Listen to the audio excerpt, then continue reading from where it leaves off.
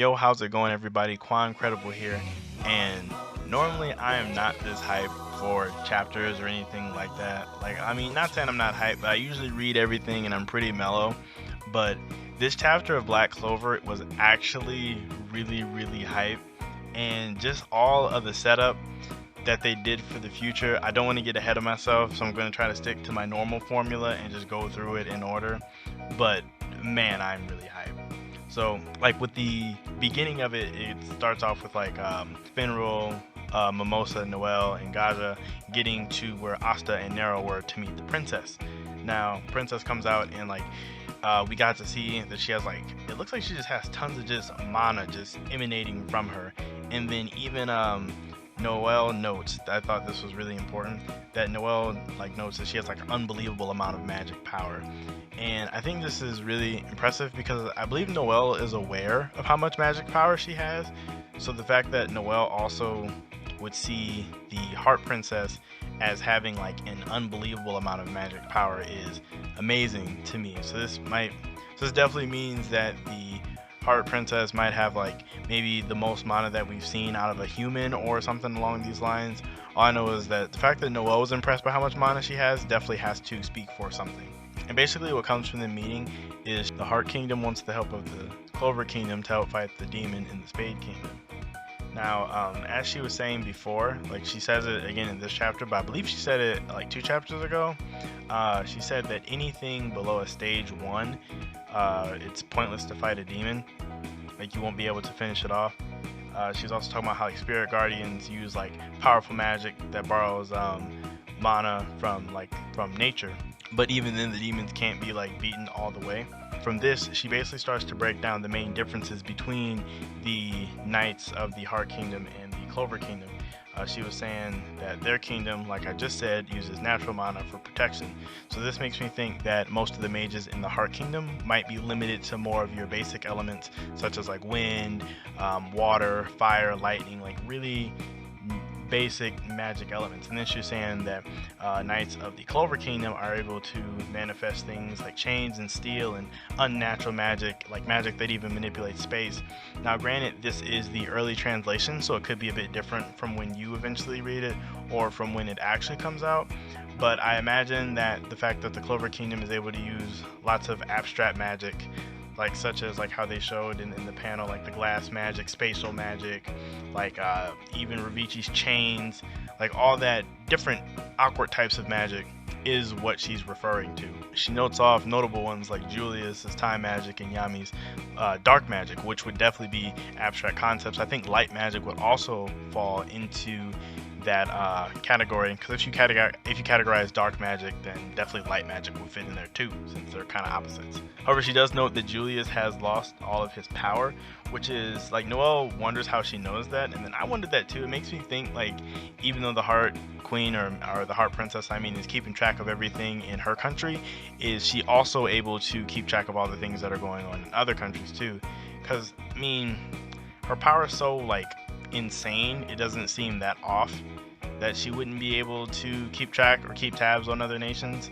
But if she can do that just because of how much magical power she has, that's like incredible. She was talking about Nero and Asta, just saying off of their fighting ability, they'd probably be around tier 6.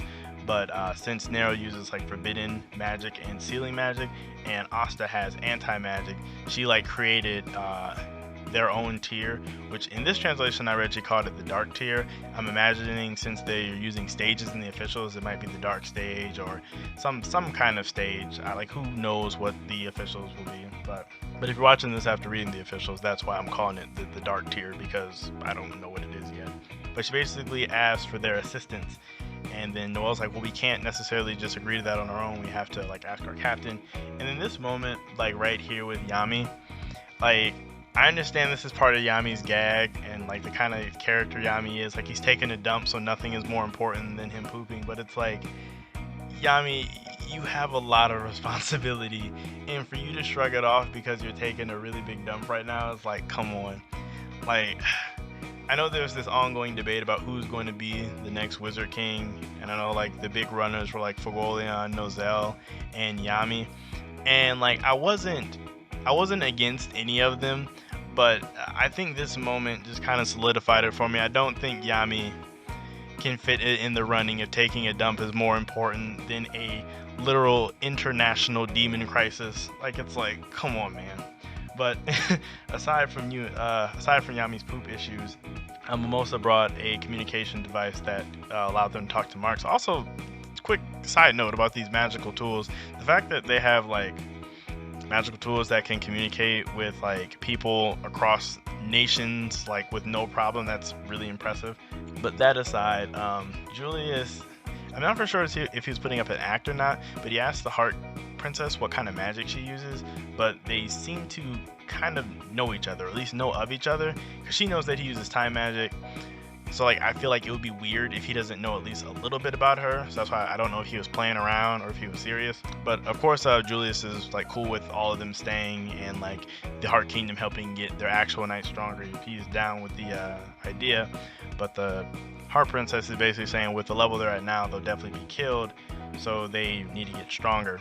She notes that that demon is even stronger than the one that they fought, which again is making me wonder, how does she know about all these things? Like, was she keeping track of the fight from there, or did she have spies in the Clover Kingdom at this time? It just really makes me wonder how she has all this information.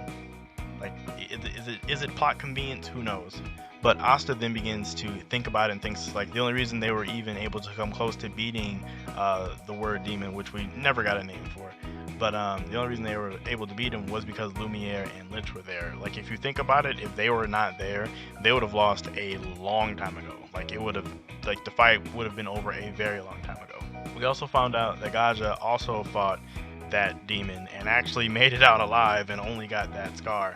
Now granted, he still got wounded and he didn't win, but that is a incredible feat for him. And also we found out he fought Julius in the past, which is crazy. Like, Gaja must be really really strong to have survived fighting that demon and Julius. Demon in the Spade Kingdom, they say he's using people to build up the Spade's power. I know a lot of people were assuming that the demon was going to be a girl, even though they didn't like really ever give us a gender. But this kind of, granted it's unofficial, but I'm assuming they wouldn't mess the word up he.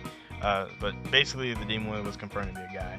But saying that he's gathering all this power just to storm the other kingdoms. I'm not for sure if he has a more grand goal on top of that, but that was the reason she said. So she was also saying that since her curse will kill her in about a year, she wants to attack before then, so they have half a year to gather their strength to attack.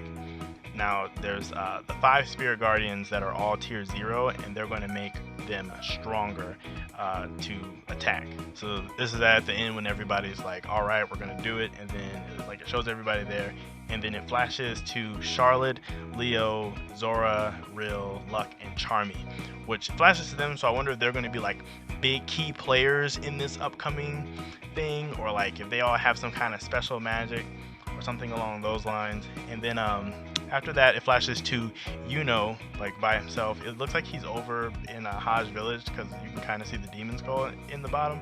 And at the bottom, literally next week, it just already flashes to half a year later, which is why I'm really hyped. Like, Tabata wasted no time with any of the 6-month stuff. He just said skip straight to half a year, which is crazy. Now, a lot of people have been screaming time skip for Black Clover for the longest, and I mean, technically this is one, but I wouldn't consider it a traditional time skip, just because like years haven't passed. Like 6 months isn't a lot of time for training and stuff, but it's not like enough time for actual like growth as people. Like, they're only half a year older, so we're probably not going to see any crazy changes, just they are going to be considerably stronger. As for like what type of abilities people could have, we could probably theorize about that forever, but I'm not going to do that in this video. I might make another video about that.